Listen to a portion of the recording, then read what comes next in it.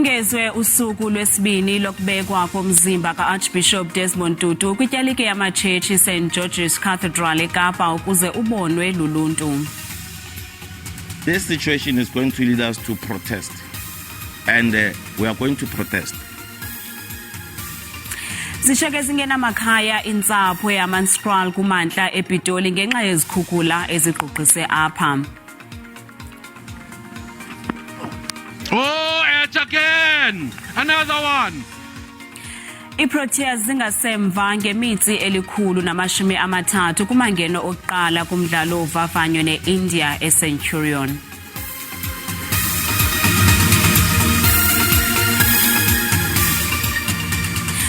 Kwezonsundu kwindawo ngendawo nikuzo sithi yamkelana uvimba wethu ngokuhlwanje.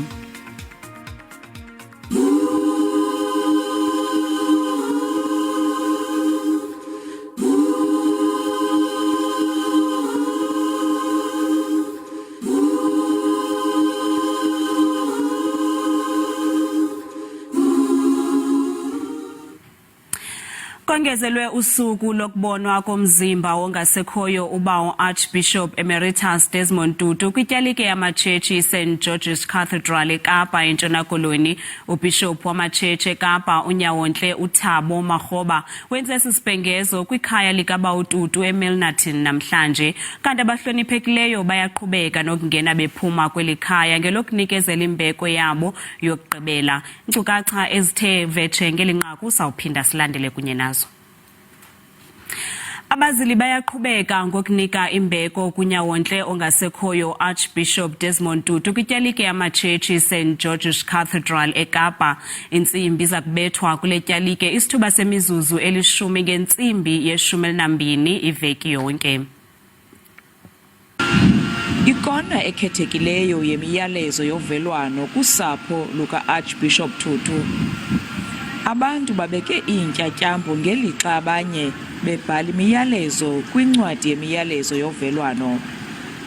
Ababethi ntsimbi abathandathu nabo badlale yabo indima, babethi ntsimbi emine maqanda yonke le veki bephawula ukubhubha kukaTutu. Archbishop Desmond Tutu was a wonderful man, and we as the ringers are proud to ring these bells. Remember, he was the head of our church. His seat is in this building. His seat is in this building, and we are honored to ring these bells in his honor. We are proud to do so. He loved the bells. He was a very, very musical man. He loved to sing. He loved to dance. He loved to laugh. And we are playing God's music for him now. Namalungiselelo omngcwabo ngomgqibelo sele kwizigaba zokugqibela. With the funeral happening on Saturday, the Requiem Mass, and then his remains will be cremated, and then within the course of that weekend, it is our hope that we be able to honor his wishes and have his remains interred as requested and as desired. Abo bathatha inxaxheba kwiziganeko ezinika imbeko kuTutu bathi liwonga kubo oku.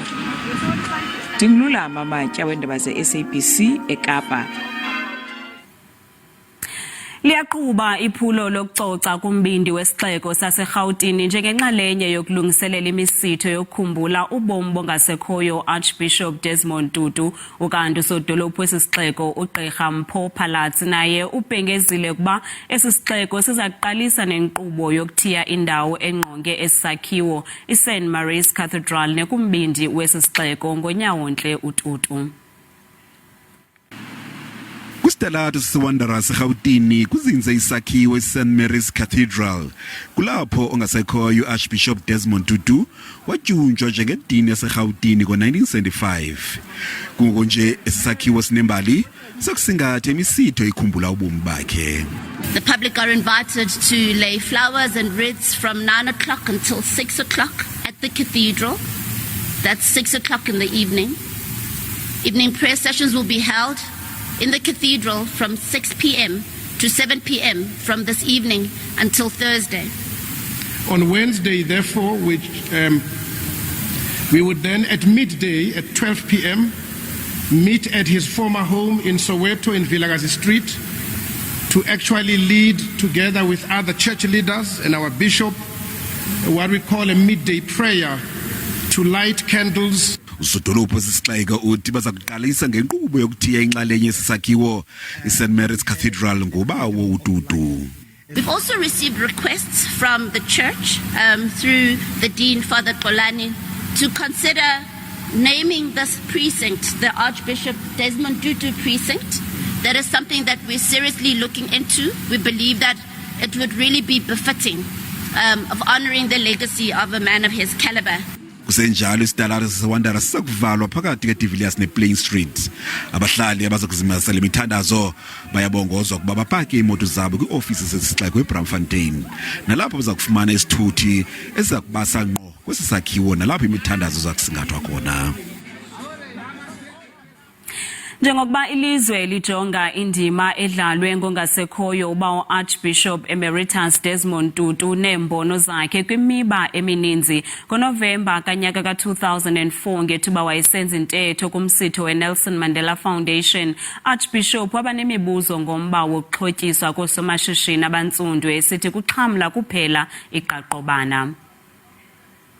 Ngethuba wayesenza intetho yesifundo ongasekhoyo Archbishop Desmond Tutu wahlaba ikhwelo lokuba ithatyathelwe amanyathelo intlupheko ejongene nabemibeli ngelithi ihlisa isidima sabemibeli. We should discuss as a nation whether the basic income grant is not really a viable way forward. We should not be browbeaten by pontificating decrees from on high. We cannot glibly, on full stomach, speak about handouts to those who often go to bed hungry. Kungokunje imibutho yabasebenzi imemelela ukuba kubekho isibonelelo semali ebalelwa ku-1,500. Ndaweni yoko urhulumente wongeze ixesha lemali yezibonelelo ze-350 ukuncedisana nabo bangaphangeliyo. Abanye baphulukene nemisebenzi ngenxa ye-COVID-19. Ubawo Tutu waba nemibuzo emininzi mayelana nenkqubo yokuxhotyiswa koosomashishini abantsundu iBEE esithi ayiwenzi umsebenzi yayisekelwe wona. What is black empowerment when it seems to benefit not the vast majority but a small elite that tends to be recycled? Are we not building up much resentment that may rule later? It will not do to say people did not complain when whites were enriched. Kweso sifundo le ndedeba yakwaChezi yaphakamisa ukuba kwabelwane onento abelane nalowo ungathathi ntweni.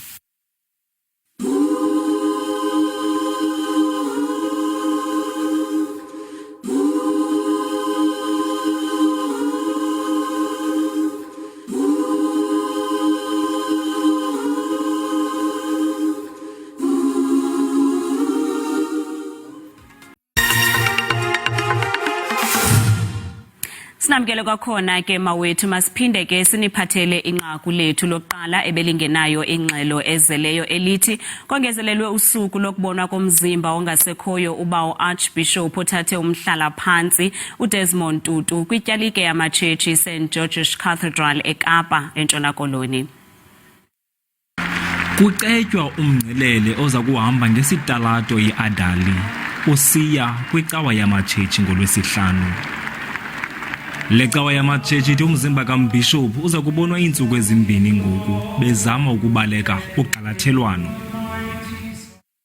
So the lying in state over 2 days also tries to cover the needs of those that would like to in Sesotho to come and say fare thee well, Arch. And so he will lie in state from Thursday at 7 a.m. till 7 p.m. and then from also Friday at 7 a.m. till 7 p.m. Inkokheli zemvaba ngemvaba zithi ushiye umzila ongasoze ucineke. We feel a loss, an incredible loss, but I don't think we've begun to realize how right around this planet there are people today saying thank you to God for this man who was small in stature but had a heart which was so big and so great that it embraced every person, everybody. Usapho luthi luzokumkhumbula njengotata ebenothando nenkuthazo. Amkhumbula njengotata, utata obesithanda, utata obekwazi ukusixelela masenza into embi, athi hayi imbi lento andithandi. Ndiyakwazi ukuthi ungaba ngumuntu better than this. Siyamazi udaddy ngulo futhi ebeba quick to say inhle mntanami lento yenzile. Abo bebekufutshane naye bathi ebengumfuziselo woxolo nothando yaye uthande umlingane wakhe de kwasekugqibeleni. You know, all the love and the hope that Arch gave to the world has been turning and giving back to the family. Mama Leah is very strong.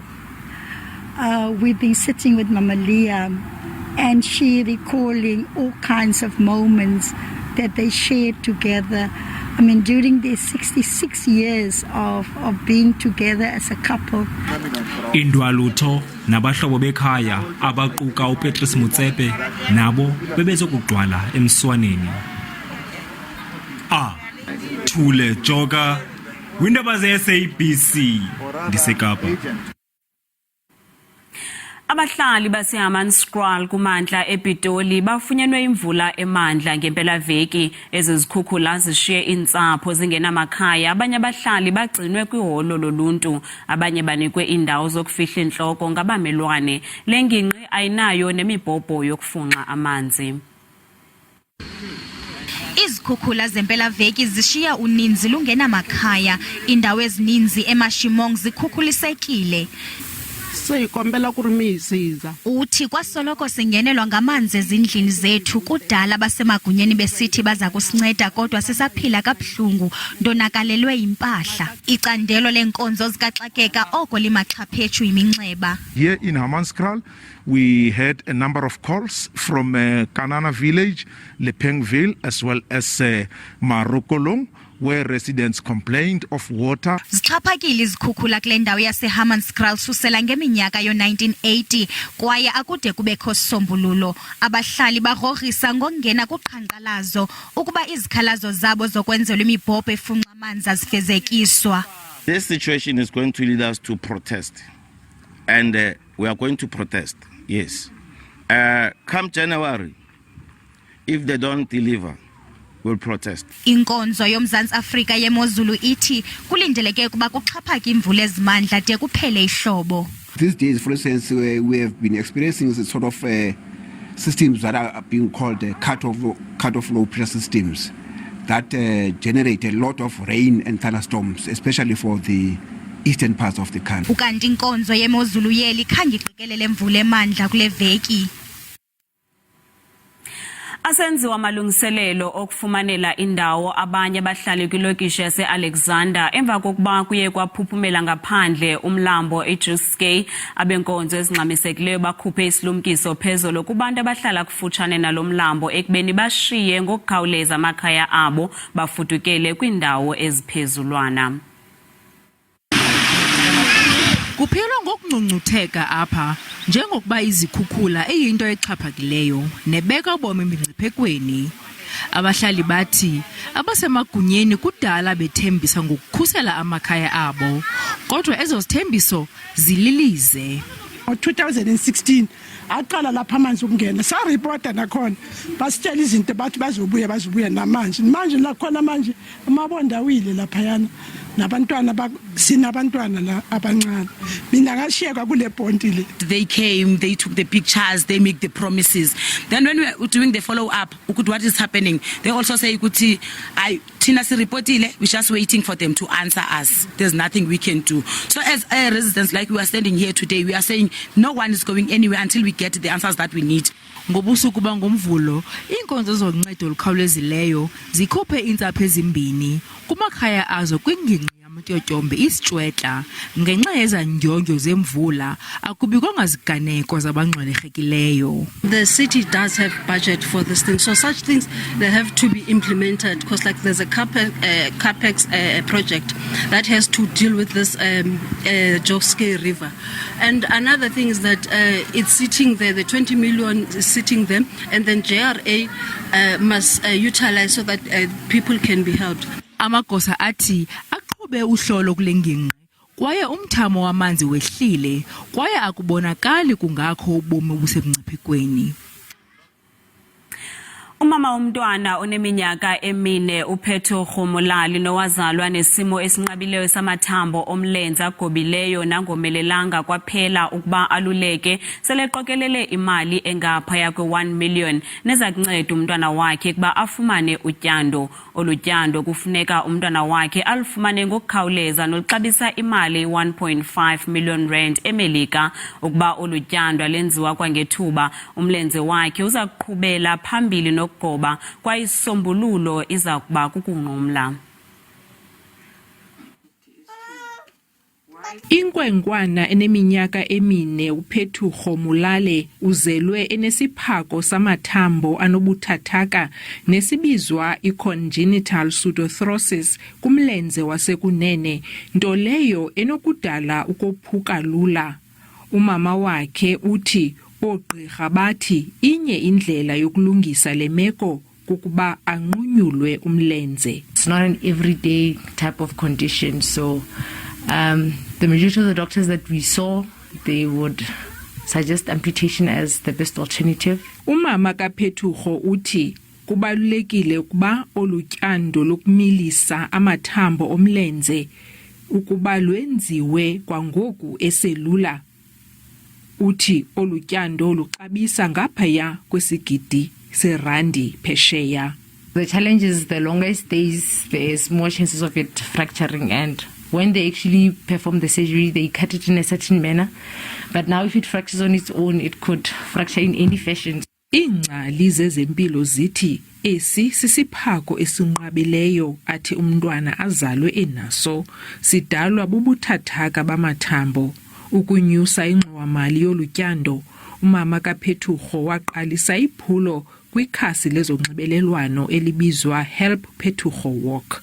Okwangoku basadinga 600,000 randi. Nobelungu nowapane kwiindaba ze-SABC eKuruman kwiphondo lomntla Koloni. Usapho lukaMatlala Mohlodi obeneminyaka 28 obulewe ngokutshiswa ngepetrol eCoster ngaseRustenburg luthi indoda ebulele umntwana walo ngokungenalusini ibizenza umdali ngokuthatha ubomi bomntwana walo. Usapho kunye nabahlala bavutha ngomsindo baphume ngobuninzi kwinkundla kamantye yaseCoster. Usipho Sibanda ebevele kwesibini kule nkundla. Usipho Sibanda wenze utshe enkundleni ityala lakhe lihlehlisiwe emva kokuba inkundla imcebise ukuba afumane igqwetha ngenxa yobuzaza bezityholo ajongene nazo, kodwa usapho lwexhoba luthi akafanelanga kunikwa mfesane nanjengoko ezenza umdali ngokuthatha ubomi bomntwana wabo. Uthi into enzeke kuMatlala ibhlungu kakhulu ingakumbi kumama wakhe. Usipho umbulele uMatlala xa kanye qala ukuphangela, yena wakhetha ukuzenza umdali wathatha ubomi bakhe. Ukanti abahlala bavutha ngomsindo babambe uqhankqalazo ngaphandle kwenkundla. You don't allow any bail for any suspect because this is not only the case that is happening in Costa. We have many cases that are there. So it's a disgrace. Kulindeleke ukuba umangalelwa Usipho Sibanda avele kwakhona enkundleni ngoLwesine.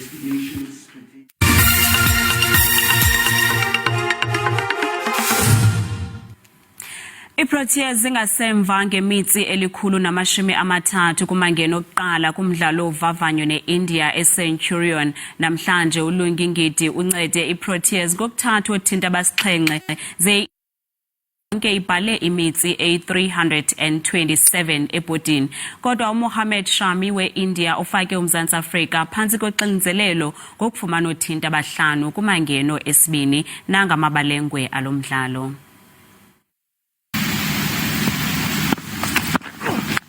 Edge isn't gone. Lungi Ngidi with 4. Little edge and goes to hand. Looking to turn it to the leg side. And Kagiso Rada gets of the morning for South Africa. Lungi Ngidi away from us. Another one in the air and it's caught. Short leg. Oh, edge again. Another one.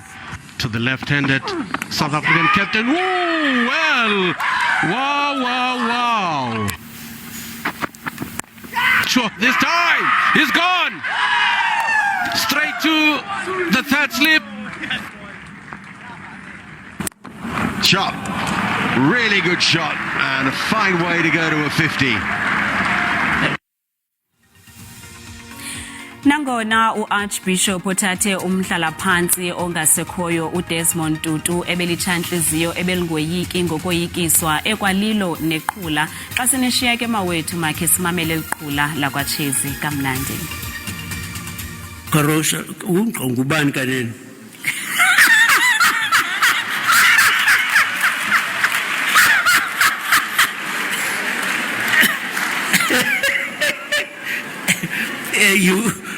You've got one example of decrepitude. Some children, 3-year-olds, were shown pictures of various public figures, and they recognized Madiba instantaneously, all of them. And then they showed them a picture of the Archbishop of Cape Town. And one of the children said, that's the Pink Panther. The Pink Panther is leaving, and the Pink Panther is going to miss you. Thank you very much. Thank you.